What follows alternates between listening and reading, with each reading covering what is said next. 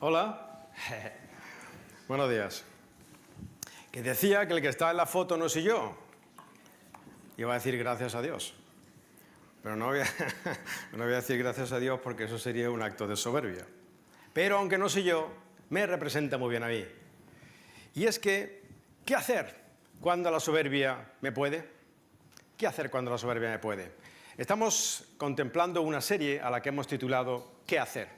¿Y por qué la hemos titulado ¿Qué hacer? En cada una de sus, digamos, sesiones o capítulos. Pues porque estamos tratando la epístola o la carta que el hermano de Jesús, Santiago, escribió a la iglesia, a una iglesia que estaba incipiente en el mundo mediterráneo, esparcida, que era una carta que estaba dirigida a iglesias en conflictos, por razones que ya hemos visto y que hoy seguiremos un poquito viendo, y a través de la cual él da una serie de consejos tan prácticos para la vida diaria, probablemente sea la epístola o la carta del Nuevo Testamento más práctica en cuanto a conducta que tenemos. Y por eso, en cada una de sus secciones, se la podría titular ¿Qué hacer? ¿Qué hacer con esto? ¿Qué hacer con lo otro? ¿Qué hacer con las comparaciones? ¿Qué hacer con mi boca? ¿Qué hacer con mi fe? ¿Qué hacer con cuando no puedo hacer nada? ¿Qué hacer? ¿Qué hacer? ¿Qué hacer? ¿Qué hacer? ¿Qué hacer con mi soberbia? Hoy vamos a ir al centro neurálgico del texto que estuvimos tratando la última vez y la vez que viene, la soberbia. ¿Qué no es la soberbia? O en contraste, para definir soberbia, vamos a entender bien qué es soberbia, o qué no es soberbia y qué no es humildad, que es el opuesto. Mirad, la humildad no consiste en que una persona tenga pocos recursos económicos. Esa persona tiene pocos recursos económicos y por tanto decimos, es una persona humilde. No, no. Una persona puede tener pocos recursos económicos y ser extremadamente soberbio. También puede faltarle los recursos económicos y ser extremadamente humilde. Y al que tiene mucho, le pasa exactamente igual. Una persona con muchos recursos económicos puede ser impresionantemente soberbia y puede ser impresionantemente humilde. Por tanto, la apariencia exterior, en cuanto a posesiones se refiere, no dicen absolutamente nada de lo que la soberbia o la humildad es en una persona. ¿Cuál podría ser una definición de soberbia? ¿Qué hacer cuando la soberbia me puede? ¿Qué sería una definición posible? Vamos a hacerla. Soberbia es un sentimiento de superioridad, orgullo excesivo, altivez o arrogancia que impide actuar con humildad, reconocer, aceptar errores, ceder. Vamos a leerlo otra vez. La soberbia es un sentimiento de superioridad, orgullo excesivo, altivez o arrogancia que impide actuar con humildad, que es el opuesto, que impide reconocer tu responsabilidad, que impide aceptar los errores y que te impide ceder. ¿Cuántas veces te has visto ahí?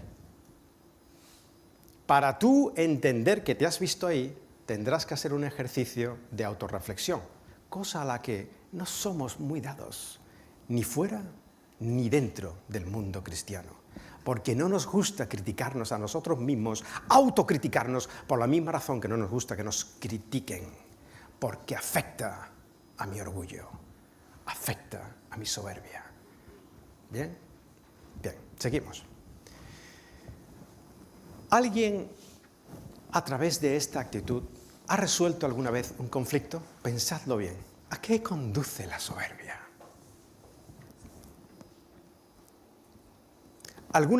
¿Piensa alguna vez en que la soberbia, la altivez, la arrogancia o la violencia que se pueda desprender de ella? La violencia no solamente tiene su causa en la arrogancia, pero hay un tipo de violencia que sí. Bien, ¿alguna de estas cosas alguna vez han resuelto un conflicto? Piensa. Cuando yo estaba pensando en esto, se me vino a la mente el peor ejemplo seguramente que puedo daros, porque no sé si exactamente es un ejemplo de soberbia, no lo sé, creo que no, pero sí, desde luego, un acto violento. Y es que vosotros sabéis que cuando éramos niños, estábamos en la clase, siempre había el malo de la clase. El malo, tío, era un tío como poderoso, siempre hacía daño a los demás, era el malo. El malo llegaba a cansar y a extenuar a los que no son supuestamente los malos. En ese caso yo no era el malo, pero estaba completamente asediado por el jorobado malo.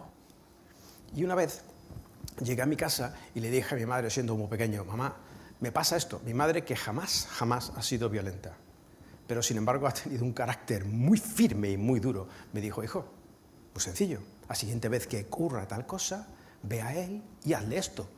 No voy a describiros lo grotesco que me dijo mi madre que hiciera, porque es muy grotesco, ¿vale? Y vaya a pensar muy mal de mí. Pero en efecto, al día siguiente pasó aquello y sin corto ni perezoso hice exactamente, sin ningún tipo de titubeo, aquel acto desgraciado y manifiestamente violento que me dijo mi madre. No hice sino lo que me dijo mi madre. Bueno, terminó el conflicto. Os lo garantizo, se acabó el malo para mí. Desde aquel día ya no había malo. No había malo.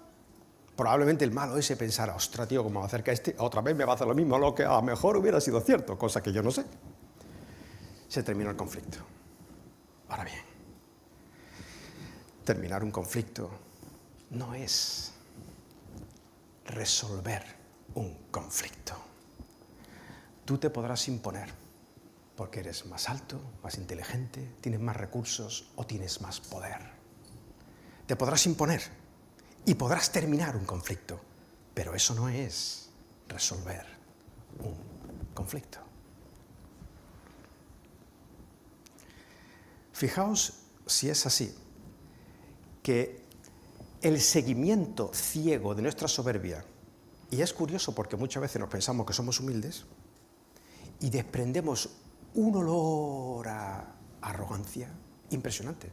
Ocurre mucho, fijaos, en el cristianismo. Nos ocurre mucho, fijaos, a mí. Digo a mí para que seamos capaces cada uno de nosotros de decir, nosotros. Cuando dejamos que la soberbia nos arrastre, cuando dejamos que ese monstruo nos lleve, no solamente no resolvemos conflictos, sino que los producimos. Eso es así a cualquier nivel. A nivel personal, de relaciones familiares, ¿cuántos conflictos te hubieras evitado si no hubieras actuado con soberbia? ¿Cuántas enemistades con tus padres o con tus hijos o con tu esposa o esposo hubieras evitado si no hubieras actuado con soberbia? ¿Cuántos amigos habrías retenido si no hubieras actuado con arrogancia? ¿Cuántos países no hubieran entrado en guerra si no se hubieran dejado arrastrar por la soberbia? La soberbia no resuelve conflictos, la soberbia los produce. Y Santiago, el hermano del Señor, cuando escribe esta carta tan práctica, está escribiendo a una iglesia, una serie, un conjunto de iglesias incipientes, como hemos dicho, en el cristianismo, que estaban llenas de conflictos por sus diferencias en cuanto a sociedad, en cuanto a de dónde venían, cuáles, sobre todo niveles económicos, bagaje, tradición, supuesta sabiduría, estaban en continuo conflicto. ¿Y por qué estaban estas congregaciones cristianas? ¿Cristianas? ¿Qué se supone? Que siguen a Cristo, que era humilde. Cristiana. ¿Por qué estaban en conflicto? Porque sus miembros estaban en conflicto, entre ellos. Entre ellos había una competición por quién era más. Los que tenían más presumían y los que tenían menos envidiaban, a todos los niveles de conocimiento o económico. Y Santiago les escribe, oye, vosotros estáis mal, estáis siempre en conflicto. Y escribiendo Santiago a estas personas, da una serie de recomendaciones que son impresionantemente válidas y relevantes para nosotros hoy. Sabéis que la palabra de Dios es toda inspirada, pero que no toda es igual de relevante en función de la época y la historia que te ha tocado a ti vivir. Esta epístola es tremendamente relevante en el siglo XXI y en nuestras vidas personales. Y cuando Santiago les escribe, ¿qué les dice? Dice, mirad, vosotros tenéis un problema dentro de vosotros, no es que venga de afuera, es que dentro de vosotros tenéis una serie de pasiones. A esas pasiones, en griego, hedones, les habíamos llamado en la sesión anterior monstruos. Dentro de nosotros viven como unos monstruos. Esos monstruos pelean por salir y cuando dan a luz generan conflictos. Y los monstruos o las pasiones que identifica Santiago eran tres que codificaban otras muchas que salían como ramificaciones de estas tres. Y las tres que él codifica como principales eran la codicia, la envidia con sus odiosas comparaciones, recordamos, y la búsqueda del placer hedonista, no del placer provisto por Dios, sino del placer mal enfocado, el placer por el placer. Y codificando en tres los grandes monstruos que viven en nuestra vida: codicia, envidia y placer. Búsqueda del placer que no es de Dios. En búsqueda de ellos continuamente entrábamos en conflicto. Y nos dice Santiago, nos decía la última vez, cuando vosotros estáis actuando sin retener, sin restringir los monstruos y las pasiones, los sedones que viven dentro de vosotros, porque no los reconocéis. Si vivís así, sabed una cosa: no huyáis del mundo. No digáis cosas tan tontas como separémonos del mundo, el mundo es muy malo, entendiendo por mundo aquel mundo que no conoce a Dios o que no es cristiano. Separaos del mundo, el mundo. Santiago nos está diciendo, no digáis cosas tan tontas como esa. Tú llevas dentro el mundo. Te llamas a ti mismo cristiano, estáis en una congregación cristiana y estáis llenos de mundo, porque aunque intelectualmente vuestra fe pueda ser otra, vuestras actitudes, vuestras pasiones son las mismas y a veces peores. Pues entonces Santiago nos identificaba una concatenación de eventos. Las pasiones no restringidas, no aceptadas, no controladas, daban lugar a ir bailando al son que el mundo toca, sin necesidad de ir al mundo. Ya tenemos el mundo dentro, dice Santiago. De manera que, pasiones y mundo. Hasta ahí la última vez. Y nos decía, el antídoto a esto que estropea vuestras vidas y las vidas de los que están alrededor de vosotros, es la humildad, la humildad. Decíamos, Dios resiste a los soberbios, pero da gracia a los humildes. Es decir, que la humildad o el reconocimiento de nuestros monstruos es lo único que puede prevenir que estos den a luz y generen conflictos. No es cuestión, decíamos la última vez, de decir, no tengo monstruos. Santiago dice, los tenéis. La cuestión es decirle a Dios, Señor, tengo monstruos. Delante de ti los presento desnudo. Mírame, mira mis pasiones. Y cuando haces esto en humildad, Dios te da recursos, te da gracia, entendiendo por gracia, que aunque técnicamente no esté bien definido, todo el mundo lo puede entender, entendiendo por gracia, Dios dándote todo a ti que nada mereces. Dios dándote todos los recursos que tú no mereces, que yo no merezco. Bien, ahí lo dejamos la última vez.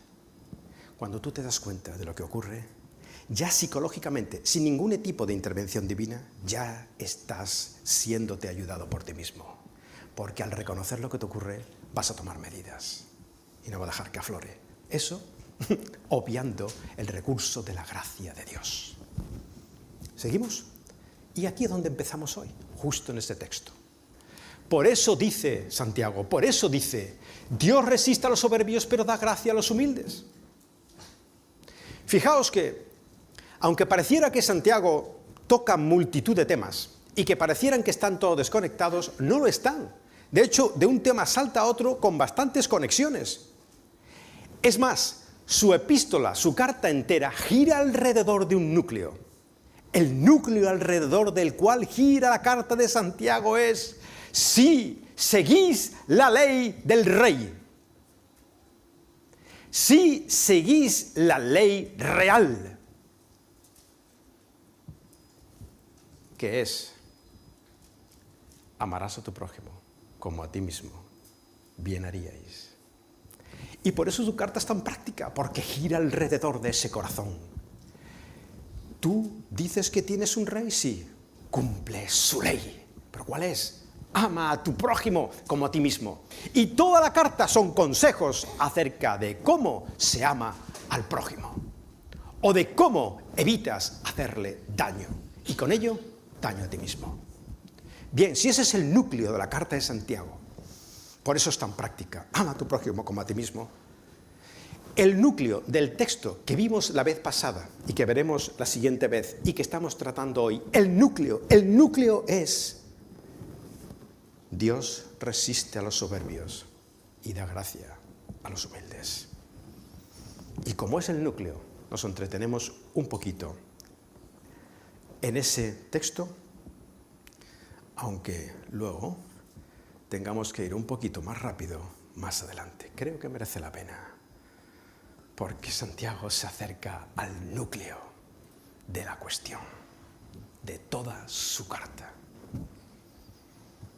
Bueno, dice el que dice: Dios resiste a los soberbios, pero da gracia a los humildes. Dice el que dice. ¿Por qué dice el que dice? Porque cuando dice ahí, dice, Santiago lo que está haciendo es cogiendo una acotación del Antiguo Testamento. En el Antiguo Testamento, en todo el Antiguo Testamento, las escrituras dadas por Dios a los hebreos, en ese patrimonio, legado, se nos representa muy bien a lo largo de toda la historia del ser humano que el vínculo entre Dios y los hombres es partido continuamente por la soberbia. Hace poquito estuvimos considerando en una reunión de hogar y alguien de verdad me alumbró, porque lo sabía y no lo recordaba. En las profecías de Ezequiel, Isaías, profetas menores, todo Jeremías, está el hecho de: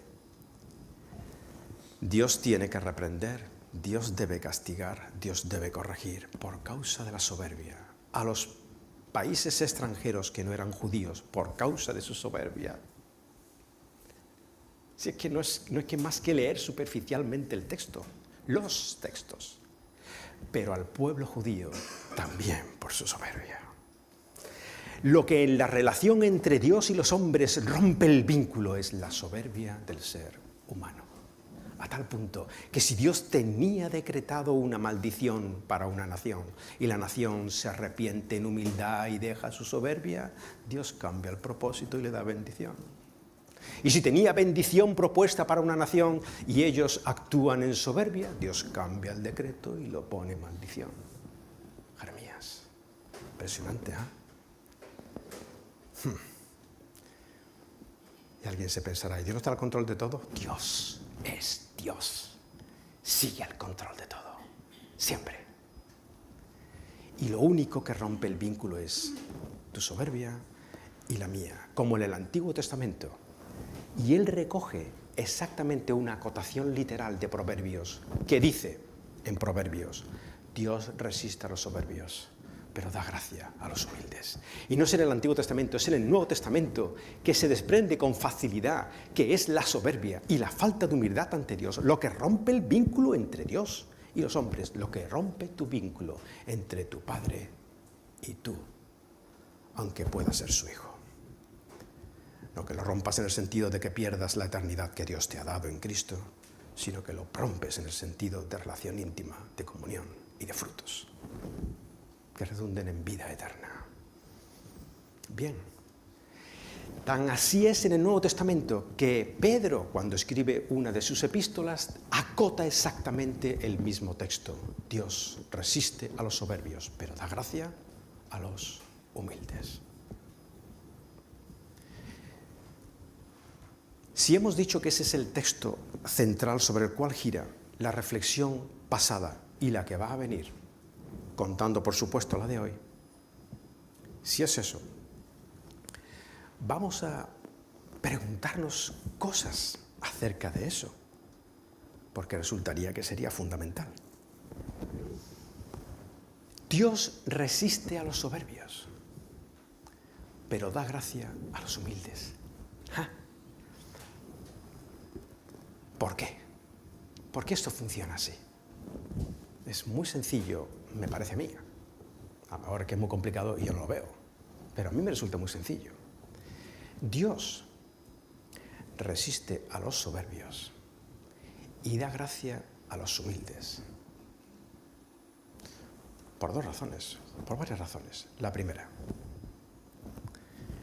la soberbia es aquel monstruo de todos los cuales ha definido Santiago, que Pablo describe muchísimos más, derivándolo y llamándolo las obras de la carne, pero de los que codifica Santiago, los monstruos que vimos la vez pasada, la soberbia es el jefe.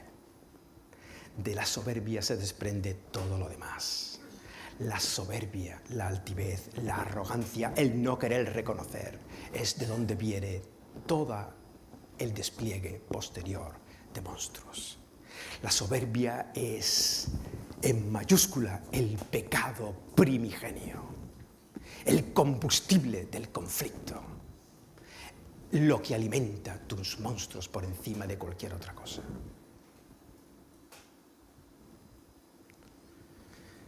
La soberbia es lo que rompe la relación entre las personas, con tu familia, con tus amigos, en tu trabajo, con tus conocidos, con tus padres o hijos o jefes o empleados. La soberbia. La soberbia es lo que rompe las relaciones entre naciones. La soberbia es lo que rompe la relación entre el hombre y Dios. ¿Os acordáis al principio? ¿Os acordáis cuando Dios creó todo el mundo y creó al ser humano? ¿Os acordáis? Que el hombre en un estado de inocencia, no que fuera niño, sino que dependía completamente de su Creador, vivía en continua confianza a Dios y en continuo sometimiento a Él en amor, a lo que se le llama humildad. Ese era el principio. En el principio, el ser humano tenía una actitud de confianza plena y dependencia en humildad de su Creador. Y no solamente tenía esta actitud de humildad, en la que hacía posible el vínculo del amor y la relación íntima entre Dios y los dos seres humanos que había creado, de tal manera que paseaban, antropomórficamente hablando, juntos por el Edén. Sino que además el ser humano confiaba en lo que Dios le había dicho. ¿Qué es lo que le había dicho? Si el ser humano fue creado por Dios en amor, para que el amor sea perfecto, le tuvo que dar libertad. Y para que esa libertad pueda ser efectiva, tiene que decirle: os lo he dado todo, pero tu relación conmigo tiene que ser voluntaria. Porque es amor, colega. Y el amor nunca es forzado, de ninguna manera. Por tanto, en amor, el Edén es tuyo, vuestro. Todo lo mío que yo he creado para vosotros es vuestro. Solo que de este no comáis. Si coméis de este, esa es la representación de que no confiáis en mí. Porque ciertamente aquel día que de él comiereis, moriréis. Y así el hombre vivía en armonía con Dios, en actitud de humildad, de amor y de confianza al reporte de Dios. Pero un día vino el reporte de aquel que no era Dios. Y el reporte de aquel que no era Dios dijo: ¡oh, que Dios ha dicho que si coméis, moriréis! ¡Pah! Bien sabe Dios que el día que de él comáis, vuestros ojos serán abiertos y seréis como Dios. ¿Qué pasó? El ser humano no dejó de tener fe. El ser humano es creado con ese vínculo especial espiritual de creer. Solamente derivó su fe de un reporte al otro, de una persona en la quien podía confiar en otra. Y lo hizo porque quería ser como Dios. Y en la soberbia se rompió el vínculo. Y aquí estamos, con nuestros monstruos, hasta que el Señor venga y restaure todas las cosas. De manera que, si en la soberbia se rompió el vínculo de los seres humanos con el Señor, es en la humildad que es el opuesto donde Dios te encuentra, porque allí es donde Dios te perdió. Por eso, las Escrituras, sobre todo en el Nuevo Testamento, por eso Jesús incide tantas veces como niños. De cierto os digo que nadie entrará en el reino de los cielos si no se hiciere como uno de estos pequeños. Si no te hicieres como uno de estos pequeños. Porque si quieres entrar en el vínculo que se partió con Dios, entrará bajo las mismas premisas. No cambiaron desde el principio. Será bajo el principio de la humildad a Dios y de la confianza plena, absoluta en Él, como un niño se derrama delante de su Padre. Solo bajo estas mismas premisas, que fueron las que cortaron el vínculo con tu Señor, son aquellas que te dan el acceso a tu Señor. Los patrones no han cambiado, por eso Jesús decía, como niños, haceos como niños.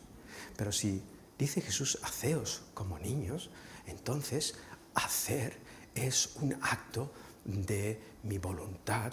Hacer es una obra que Santiago criticó antes, diciendo, aparentemente no, pero sí, y en línea con todo el Nuevo Testamento, que nosotros no podemos hacer nada para ir a Dios.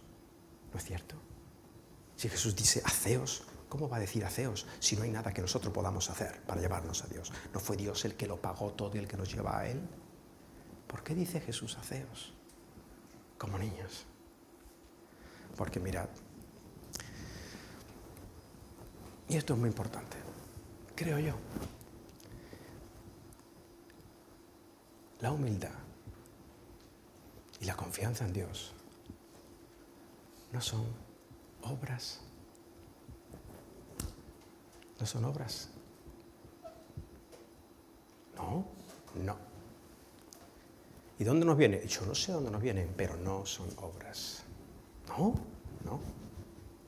En todo el Nuevo Testamento, en las mismas enseñanzas de Jesús, justo no es que la fe, la confianza en Dios no sea una obra. Es que ni siquiera se parece a una obra. Es más, es lo que en todo el Nuevo Testamento se propone como lo diametralmente opuesto a las obras. ¿Qué debo hacer para ser salvo? Cree. ¿Qué debo hacer, el centurión, para ser salvo? Cree. Señores, ¿qué hacemos? Hemos crucificado a Jesús. Pedro, en el pórtico de Salomón. ¿Qué haremos? Arrepentíos y creed. ¿Qué haremos? Nada. Cree. Si es que en todas las epístolas del apóstol Pablo, que es quien más claro lo tenía, un fariseo que quería cumplir la ley y que por sus obras quería llegar a Dios, se dio cuenta de que eso era inviable, imposible, infinitamente superior a su alcance. Y él es mejor que nadie quien nos explica, colega, que no son obras, que es fe. Entonces la fe es una obra que yo puedo hacer. Que no, que la obra es lo que el mérito que tú te ganas para llegar a Dios. Y la fe es aquel cubo, aquel recipiente que Dios te da como ser humano, aquella capacidad de vincularte con lo espiritual, aquella capacidad de proyectarte al futuro, de tener esperanza, aquella capacidad de ver lo que todavía no es, que Dios te ha dado independientemente de donde la ponga. La fe es el recipiente, no para llegar a Dios por tus obras, sino para recibir la obra que Dios ha hecho por ti. No hay manera de llegar a Dios si no es a través de la cruz de Cristo, quien pagó por todas nuestras faltas. Pero se hará a través de la fe, no a través de la obra. Y la fe no es una obra, por tanto, porque la obra es lo que se critica en el Nuevo Testamento como un impedimento para llegar a Dios, que es precisamente lo que desarrollan las conductas hipócritas de los cristianos, aquellos que se creen que por obras pueden llegar a Dios. Cuando Dios te dice, tú eres impotente, completamente inviable, no puedes llegar a mí, solamente puedes hacer lo contrario a la obra, que es creer, y por eso el apóstol Pablo dice, por gracia, sin merecerlo, sois salvos. Por gracia, por medio de la fe. Opuesto, dice Pablo, a las obras, porque si fuera por las obras, tú te podrías gloriar, pero aquí no cabe gloria ni soberbia alguna, solo humildad, actitud de humildad, derramamiento e encallecimiento de rodillas delante de un Dios todopoderoso y soberano, ante quien somos completamente impotentes. Se llama confianza en Dios, se llama humildad y es opuesto a las obras. Sí. No eres creyente e intuyes a Dios, no te agarres a tu soberbia. No quieras llevar razón en todo. Dios sabe más. Si eres creyente, no importa la persuasión teológica que tengamos una cosa clara. Es la humildad, lo contrario las obras y lo que te acerca a Dios. Es la confianza plena en Él, confía, porque podemos ser creyentes y no estar confiando en nuestro Padre y no estar desarrollando una relación. Creyentes o no creyentes en el sentido de que todavía no lo tenemos claro, Dios puede llamarte, iluminarte, acercarte, quererte, puede hacerte nacer en el momento apropiado, en el lugar geográfico correcto, para actuar de todas las maneras posibles, para que conozcas a su Hijo, como dice Pablo en Gálatas. Él ha puesto las barreras y los límites de cada uno de vosotros de acuerdo a los tiempos, para que de alguna manera Dios pueda ser encontrado. Dios puede llevarte, conducirte, iluminarte, llamarte, pero Dios no puede hacer lo que tienes que hacer tú, que es no hacer nada, que es humillarte delante de Dios y confiar en Él. Sí, crees que has estropeado muchas cosas en tu vida, y si lo crees es porque tendrás que analizarlo un poco, porque ya te digo yo que todos nosotros hemos estropeado cosas en la vida.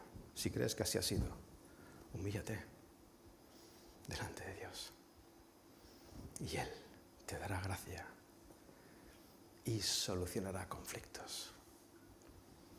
Da gracia a los humildes. Fijaos que no dice Dios resiste a los soberbios y da gracia para ser humilde. Dios resiste a los soberbios y da gracia al que es humilde, al que puede darse cuenta, iluminado por Dios, y recibe lo que Dios le quiere dar.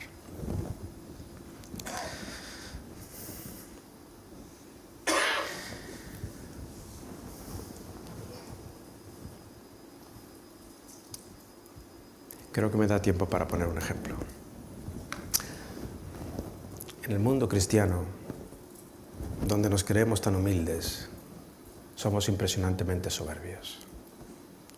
Y la soberbia rompe los vínculos, rompe el amor entre las personas, lo rompe todo y te deja solo. Tuve un padre que por soberbia quedó solo, tristemente solo.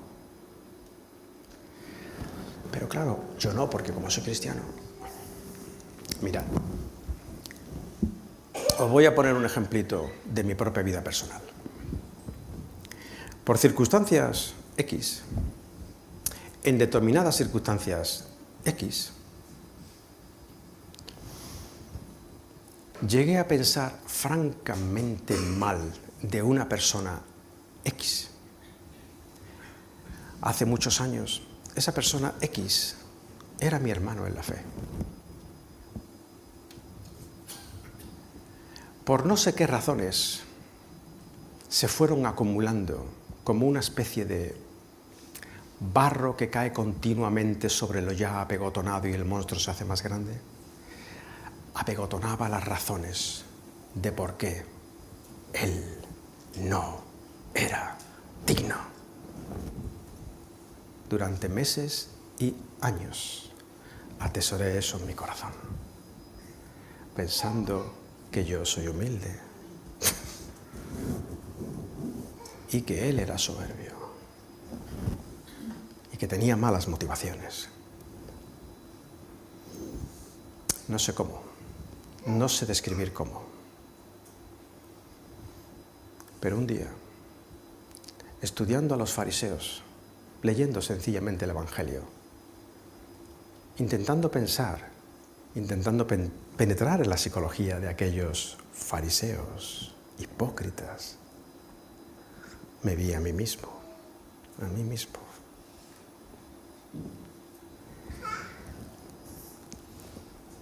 Y os puedo garantizar que tuve una lucha de decir no, y al mismo tiempo decir ¿por qué no?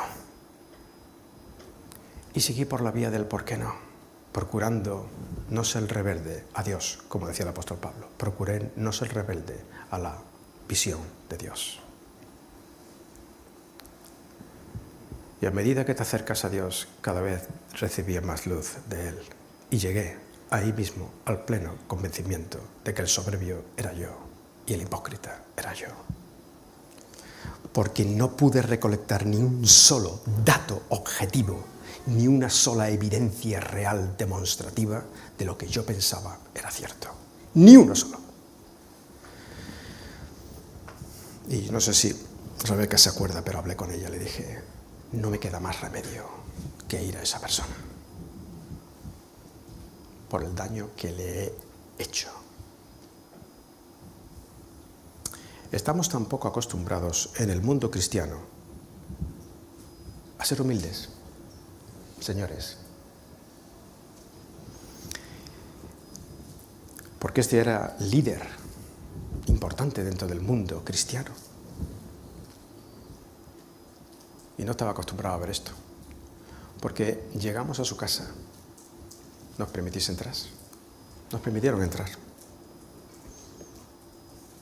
Y le dije, he estado pensando todas estas cosas contra ti. Y he estado haciendo todas estas cosas contra ti. He llegado a la conclusión de que es pura soberbia. No sé si podrás perdonarme, pero yo me arrepiento profundamente.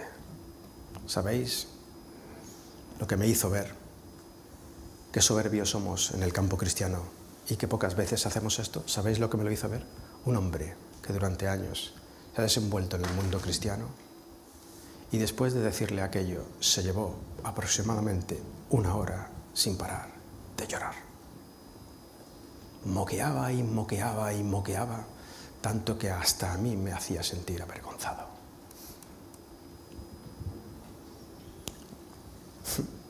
Ahora es mi hermano, querido del alma. Así somos, queridos compatriotas. Así somos. No seas soberbio. Recibe lo que Dios te quiere dar por medio de la humildad y de la confianza de la que Dios te ha pertrechado como ser humano. Allá tú donde la pongas y allá tú con tus consecuencias. Y ahora, una vez dicho esto, vamos a continuar porque Santiago da un paso más adelante. Definió que las pasiones son nuestros monstruos, si no estaban restringidos, daban lugar a unas conductas cuyos valores morales son los del mundo y que sin necesidad de ir al mundo, el mundo lo llevamos dentro y película completa.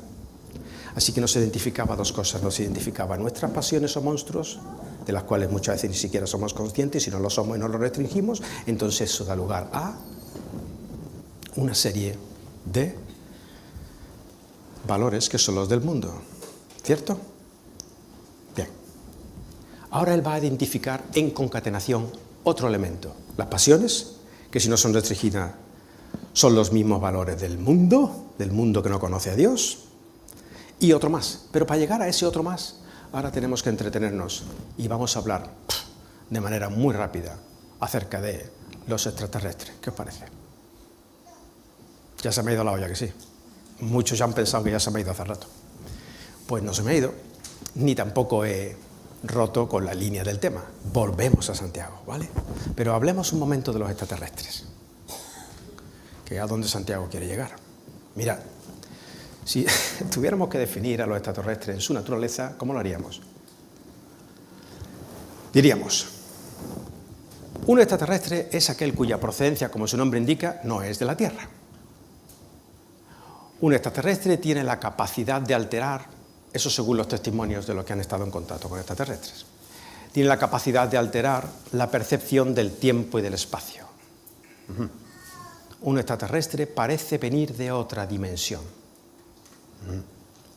Los extraterrestres no están sujetos a las leyes de la física. Bien. Tienen la capacidad de manifestarse en forma corpórea. Sin embargo, su naturaleza no es necesariamente corpórea, sino que puede ser etérea o espiritual. Eso es lo que definiría a un extraterrestre. No sé si habéis caído en cuenta de que esas características son exactamente iguales a las que se describen en la Biblia por los ángeles. No proceden de la tierra, no están bajo los límites del tiempo y del espacio, parecen venir de otra dimensión, no están sujetos a las leyes físicas, tienen capacidad de manifestación corpórea, pero su naturaleza es espiritual. Bien, muchos de estos ángeles que se describen en la Biblia son caídos. Los ángeles caídos se llaman demonios, no se llaman, se les llama demonios o diablos, que actúan bajo la dirección de un principal al cual se le llama el demonio, el diablo, Satanás, el adversario, el acosador. Y muchos calificativos más que no nombres, no tiene ni nombre, solamente calificativos de sus acciones. Así está de falto de identidad un ser cuando en su rebeldía se separa de Dios. Bien. ¿Por qué entonces, si describen con las mismas características a un extraterrestre hoy en día que a un ser angelical, en este caso vamos a suponer a un ser demoníaco, por qué si se describe con las mismas características hay tanta gente que cree en los extraterrestres, pero que no cree en los demonios? Bueno, pues podrían haber dos razones. Os propongo la primera. La primera es en cómo el demonio se nos ha sido representado. Si el demonio se nos representa así, ya os digo yo, que yo tampoco creo en el demonio. Es mucho más sutil que eso.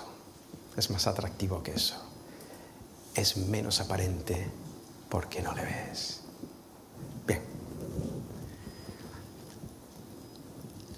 Otra razón sería porque si tú dices yo creo en los extraterrestres, no necesariamente necesitas creer en Dios, pero como digas yo creo en los demonios, obligatoriamente estás admitiendo la existencia de un mundo espiritual y por tanto la existencia de Dios. Y lo que quiero decir con esto es que nuestras creencias nunca son neutras, creemos lo que queremos creer. Y si tu voluntad es ser resistente y rebelde y soberbio ante Dios, no vas a creer en los demonios. De la misma manera que no crees en Dios, precisamente porque no quieres creer en Dios, creerás en cualquier cosa, creerás en extraterrestres. Que los extraterrestres, en el sentido de alienígenas que vienen de otros planetas, existen o no, no lo sé. Que es muy improbable, altísimamente improbable. Que vienen a visitarnos, todavía más improbable, pero puede ser. Ahora que un extraterrestre se define en estos términos que hemos dicho hoy como las mismas capacidades y características que los demonios, puede ser. ¿Por qué no creer en los demonios si creemos con tanta facilidad en los extraterrestres? Pero el creyente sí cree en el diablo. Sí cree. Y casi nunca habla de él. Bueno, hay gente que habla demasiado de él. Bueno, vamos a hablar un poquito de él porque no tenemos tiempo. Pero solamente un poquito. Casi descriptivamente. Bien. os voy a presentar al diablo, ¿vale? No os asustéis, ¿eh? Imaginaos que esto es un teatro, un escenario, se abren las cortinas, os presento al diablo.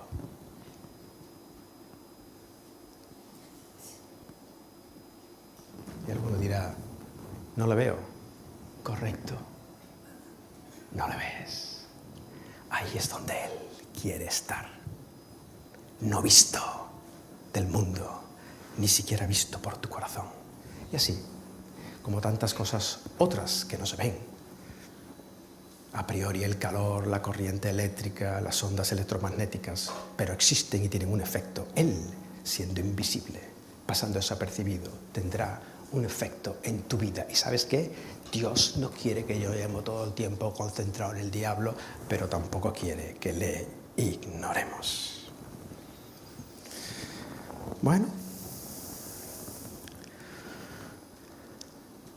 fijaos, si quieres pasar desapercibido en este mundo materialista siglo XXI, que en el prólogo a Carta del Diablo a su sobrino nos dice el autor: en lo que se refiere a los diablos, la raza humana puede caer en dos errores, y además son de signo opuesto. Uno consiste en no creer en su existencia, el otro en creer en los diablos y sentir por ellos un interés excesivo y malsano, no en forma de brujería, sino hasta en forma de cristianismo. Ahora lo aplicamos. Los diablos se sienten igualmente halagados por ambos errores y acogen con idéntico entusiasmo a un materialista que a un hechicero. En otras épocas de la historia, el diablo se ha debido revelar de otras maneras, porque ha sido más eficaz para él hacerlo así. En el mundo materialista del siglo XXI, olvídate de las posesiones, habrán pero pocas. El diablo actúa de manera invisible, porque no quiere romper la creencia materialista en la que este mundo vive inmerso, porque en ella se niega a Dios. Dios no quiere que ignoremos las estrategias del enemigo. Y de esa manera, solo a título de correr para ver, decimos frases exactas prácticamente de lo que dice el Nuevo Testamento acerca de la información que Dios nos da del diablo. Y nos dice: él es príncipe de la potestad del aire, anda pululando en el mundo entero y como el aire surte un efecto y no se le ve. Él es el príncipe de este mundo, gobierna este mundo. ¿Eso significa que Dios ha perdido la rienda del mundo? No. Dios lleva la rienda de la historia del ser humano y del mundo hasta su conclusión. Pero hasta que Él venga, el diablo se le llama príncipe de este mundo, nada más, que lo llamó así Jesús, como para decir que no. Él es el que vierte sus valores al mundo, valores de los cuales nosotros podemos coger, vivir en ese mundo, alimentando nuestras pasiones, y sin embargo no nos estamos dando cuenta que estamos bailando al son que Él nos toca, por muy cristianos que nos creamos. Él viene para robar, matar y destruir, en ese orden. Cuando precisamente Jesús vino para lo contrario, darnos vida, y como este nombre de la iglesia a la que pertenecemos, vida abundante, auténtica vida. Anda como león rugiente a quien devorar. Y Dios quiere que Él, que está en nosotros, Dios, sepamos que Él es mayor, infinitamente, eternamente mayor que el que está en el mundo. Tanto es así que si pensamos en el diablo como opuesto e igual a Dios, nos equivocamos. El diablo es opuesto a Dios, pero no es igual, jamás puede ser igual. El único que tiene existencia eterna por sí mismo es Dios. Y el diablo no es sino una creación en cuyo libre albedrío, al igual que el ser humano, se rebeló contra Dios. En otra esfera, en otro mundo. ¿Y qué más se nos dice acerca del diablo? Pues Dios nos da una serie de instrucciones que el cristiano, tú y yo, debemos recibir de parte de Dios para no ignorar cuáles son sus estrategias. ¿Cuáles son? Pues que, precisamente, como dice en Efesios Pablo, no debemos ignorar que Él pone trampas. Cada vez que te venga algo a la mente, algo al corazón, cada vez que vayas a hacer algo, ¿por qué no te haces una autocrítica, una evaluación? ¿Esto viene de Dios o de dónde viene? Cuando lucha por hacer la voluntad de Dios, que está a punto... Voy a leerlo aquí, perdonadme, porque es que si no, no lo veo.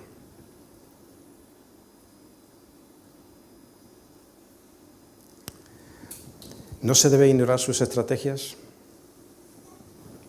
en su invisibilidad, en nuestra ignorancia.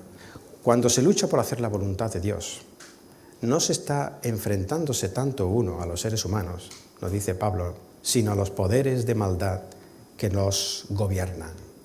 Por tanto, nuestra lucha, dice Pablo, no es contra sangre ni carne, sino contra principados, potestades, contra los poderes de este mundo de las tinieblas, contra las huestes espirituales de maldad en las regiones celestes, a quienes no se le ven y surten un efecto. También nos ha dicho Dios que Dios nos ha pertrechado con una armadura que consiste en su verdad, en su justicia, en el Evangelio, en la fe, en la salvación que Dios nos ha dado, en su palabra y en la oración. También nos ha dicho Dios que no debemos temer, porque nadie nos puede arrebatar de su mano. Pero si no tememos, tampoco debemos ignorarlo. Y ahora, dicho esto, pasamos a Santiago de nuevo.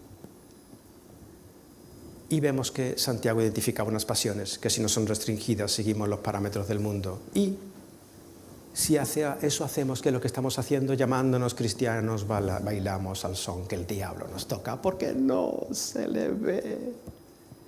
Y tú en tu soberbia no puedes reconocer. Por tanto, Santiago continúa y nos dice, por tanto, resistid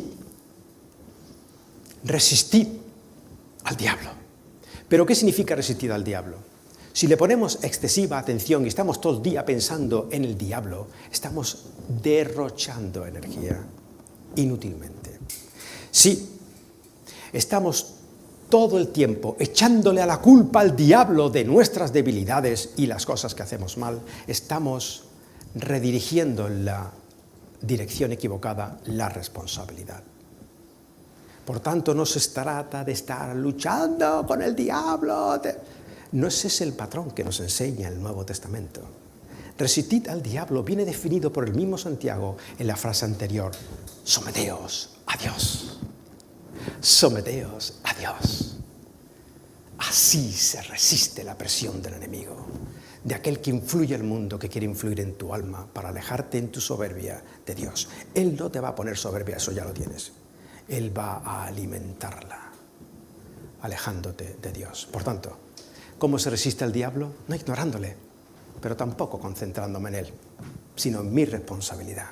Y mi responsabilidad es someterme a Dios. Fijaos, Jesús que sí se enfrentó muy directamente al diablo. Y en las mismas tentaciones, ¿qué fue lo que él hizo? ¿Luchó contra el diablo? Dijo, escrito está. Cuando te venga un pensamiento, cuando te venga unas ganas de hacer algo, una tentación, pregúntate a ti mismo, ¿atesoro la palabra de Dios en mí? Y si la atesoro, debo decir, Señor, a ti me someto, resisto, a ti me someto, escrito está, en humildad espero tu gracia y tus recursos. Someteos pues a Dios y resistid al diablo, de esto se trata. Y ¿sabéis qué? Dice el Señor, huirá de vosotros. El diablo no se entretiene mucho con quien no puede sacar partido, pero hace una labor impresionante en aquellos que sí les saca jugo. No importa si son cristianos, líderes políticos, no importa. Pero aquel que se resiste al diablo, sometiéndose a la ley de Dios, a los valores morales de Dios, al mandamiento de Dios, escrito está, Señor.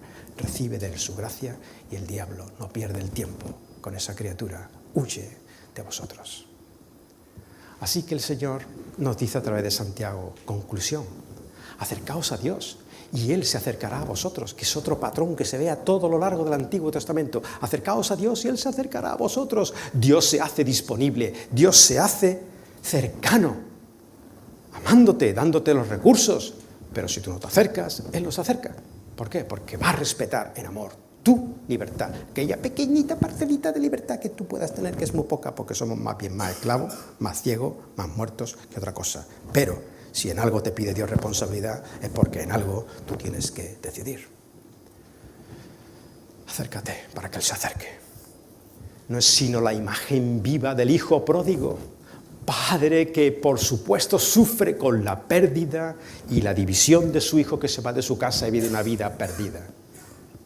Padre que está esperando, que sabe el Hijo que Él está siempre esperando, disponible, asequible, pero que hasta que no vuelve en falta de soberbia y completa humillación, no puede ser recibido del Padre. Pero si vas a Dios, no solamente Él te recibe, es que Él corre hacia ti.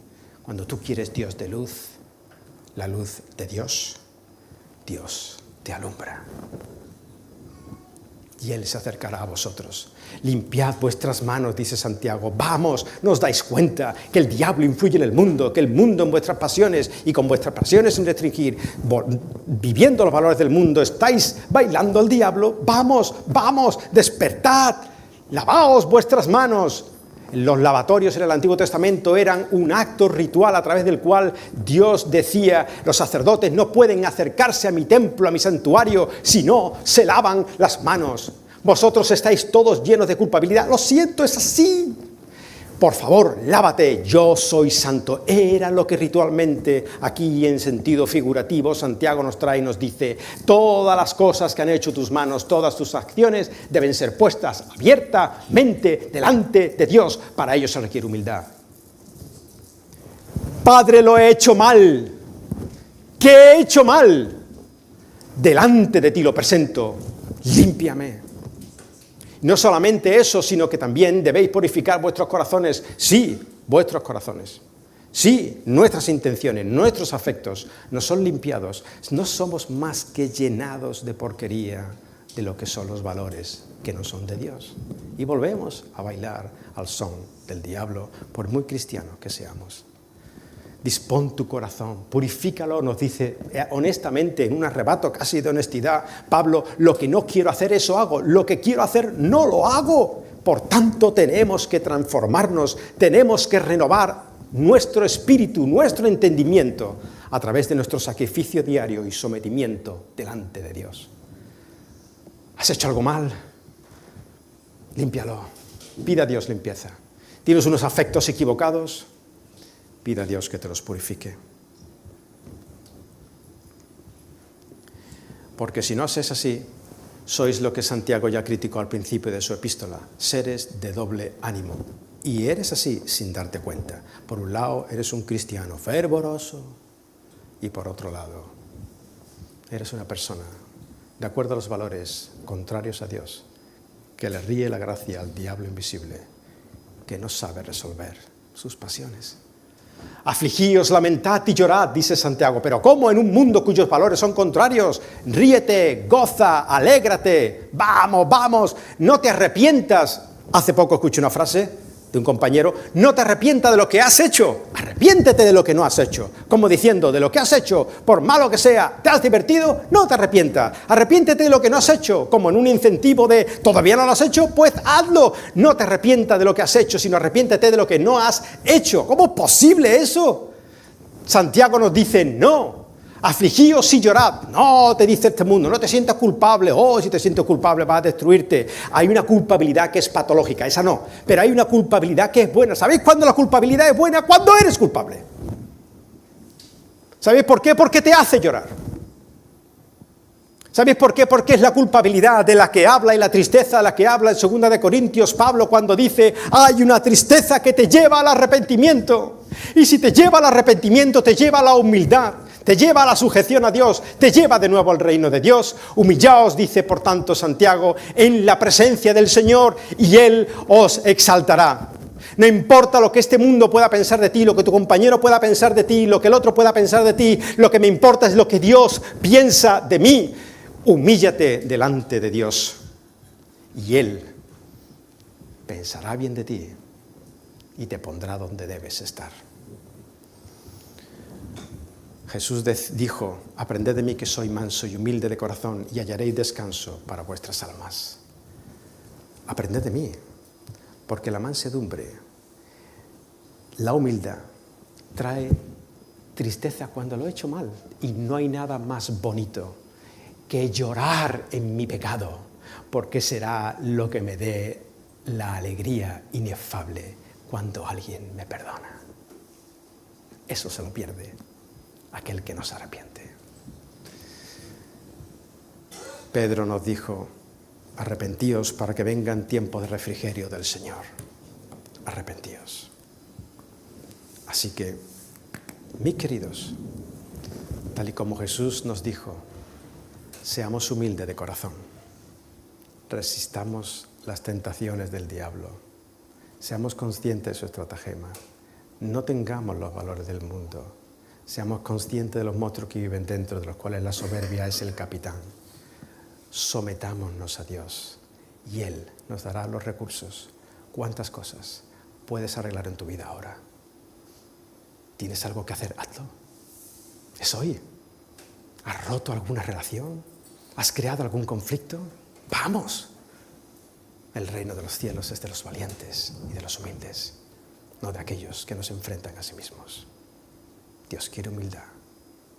Derramémonos delante de Él y confiemos en que Él nos da los recursos para vencer al mundo. Hacemos una oración y nos despedimos hasta el domingo que viene. Padre, Dios Todopoderoso, gracias, Señor, por enseñarnos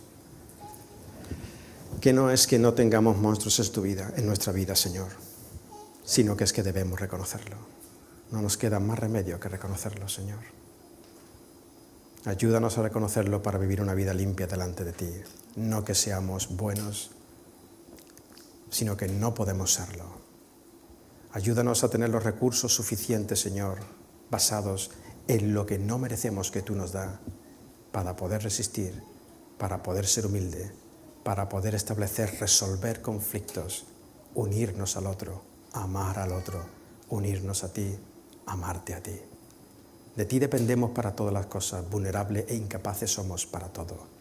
Pero nos rendimos delante de ti, nos extendemos delante de ti y te decimos: Señor, salva mi vida y salva la vida de las personas que me rodean. Líbrame de mi soberbia. En el nombre de tu Hijo Jesús. Amén.